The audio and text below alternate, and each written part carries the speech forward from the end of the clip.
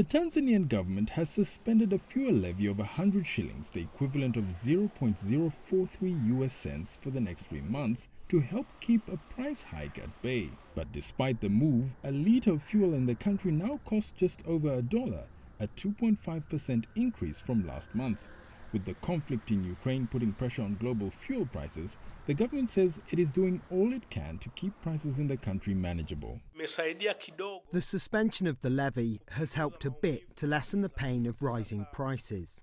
Whatever prices that we see, will have 100 shillings deducted from them. Suleiman Sultan, an Uber driver for the last 5 years, says he's been concerned about rising pump prices over the last few months.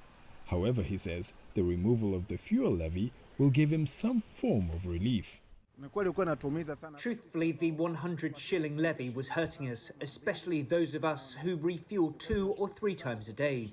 We're grateful to the government for removing the levy. We are really grateful. Last year, the government intervened several times to stabilize fuel prices in the country, which had risen by almost 40%. The regulator says this is because fuel prices in the country are dictated by global crude oil prices, as well as the various local taxes, levies and charges, which make up over 40% of the total cost of fuel. Suspending the fuel levy charged on every litre of fuel is set to cost the government some $13 million in revenue every month, which it would have otherwise directed towards selected development projects.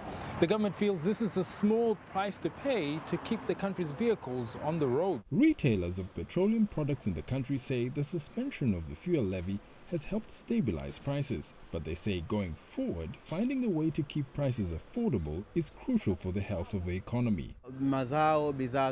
Whether it is produce or other products, they must all be transported either by train or vehicles. At the end of the day, it's fuel that is being used, so fuel prices are a key factor in the prices of all other commodities. The World Bank projects that Tanzania's economy will grow by 5.5% this year. Affordable fuel, the government hopes, will be the vehicle that takes the country's economy further.